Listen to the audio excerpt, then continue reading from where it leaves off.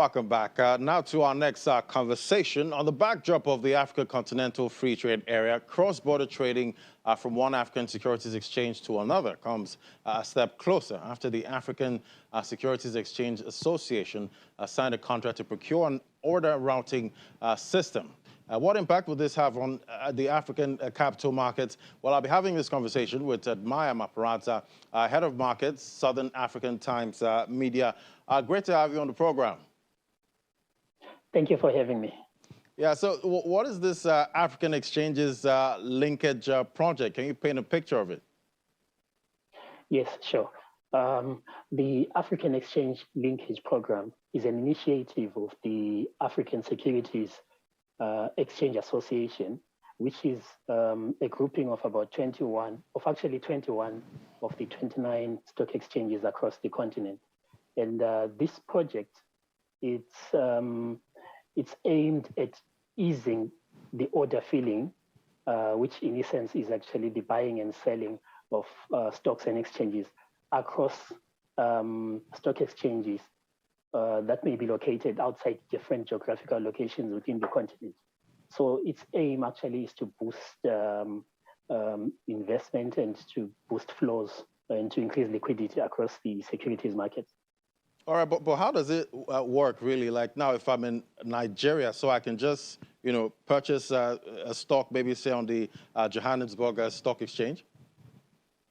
Indeed, that is the aim. But at this stage, it's only composed of 7 stock exchanges, where countries within these stock exchanges can sell, but on a pilot level.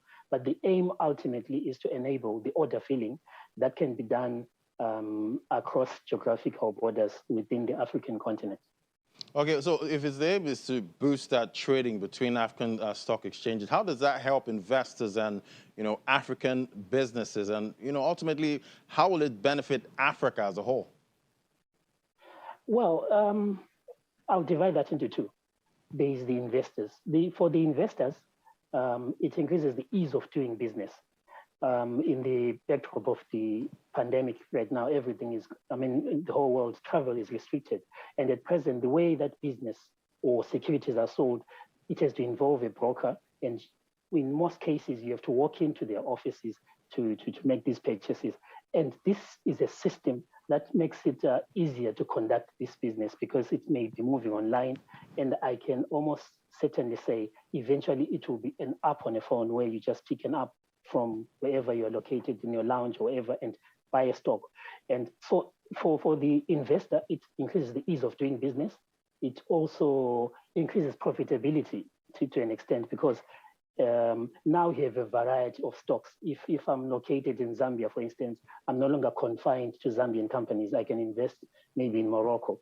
And if a stock is performing better in Nigeria, I can buy a stock in Nigeria regardless where I'm located in Africa. So there is a higher chance of you making higher profits if this comes into play. Also, for the investor, it makes it predictable. It's predictability because obviously with the coming of these exchanges, it will necessitate a homogeneity of laws and regulations.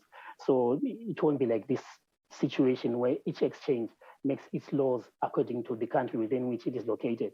So if I'm doing business in Namibia, for instance, I can then know that these same regulations that apply in Namibia will apply in Egypt. And so right. it increases working with that. Okay, so there are about 29 stock exchanges in Africa. So how significant is this impact to the whole continent if the linkage is just with only 7 exchanges? Yeah, that's a good question. But we have to note, first thing, this is a pilot project, which means it's a test phase. And the good news is that it's initiated by an association with 21 of the 29.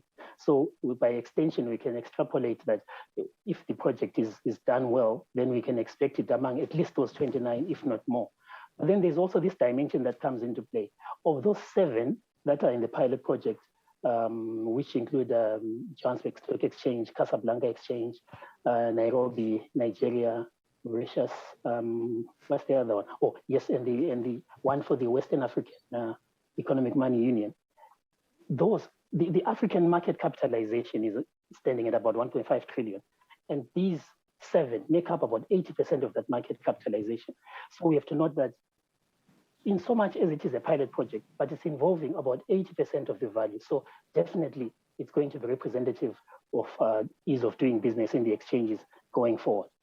All right, Admai. Well, on the backdrop of the recently signed Africa Continental Free Trade Area, which seeks to develop continents through integration, will we say this linkage of the markets is a step towards that goal?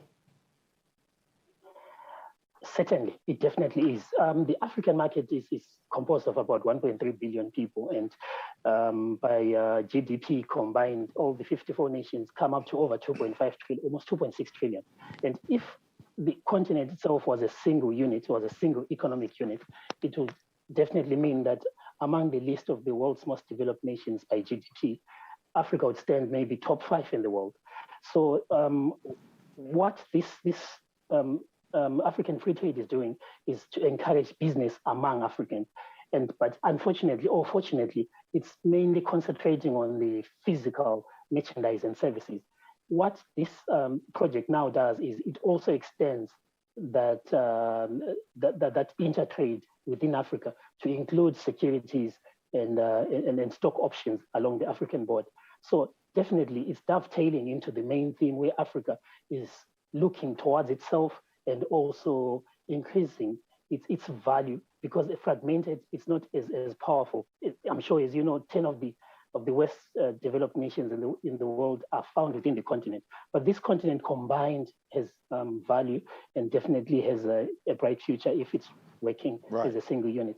All right, it'd be great to buy, stocks from wherever I am. That would be a nice way to make some profit. All right, Admaya Maparadza, Head of Markets, Southern Africa Times. Thank you so much for coming on the program today, and enjoy the rest of your day. Thank you. Thank you. You too. All right. Okay, moving on to other stories now. The Reserve Bank of Zimbabwe has ordered banks and other financial services providers to immediately freeze accounts belonging to 30 nationals who are ringleaders of parallel market foreign currency dealers destabilizing the economy.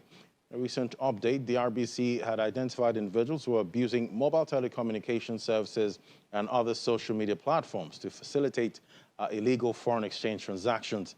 Financial Intelligence Unit has instructed banks and mobile money operators and other financial service providers to identify and freeze any of such accounts operated by these individuals, further to also bar them from accessing financial services for a period of 2 years with immediate effect. And Egypt's iron and steel exports in the first 8 months of 2021 have jumped 197% to $1.097 billion from $369 million in the same period last year. In August 2021, exports rose to $177 million from $60 million in the same period, according to the Egyptian Court Council for Building Materials. Egypt has exported iron and steel to 76 countries in January. August period this year, including 18 markets that were not included in the January-August 2020 period. They are Pakistan, Djibouti, Ireland, and others. And the Central Bank of Kenya has retained the base lending rate at 7% after its monetary policy meeting. Governor noted inflationary pressures were rising domestically and internationally. Overall, stood at 6.6% in August 2021 compared to 6.5% in July, largely due to increase in fuel and food prices. And that's it on Business Incorporated. Thank you for watching. I'm Ladi Williams. Bye for now.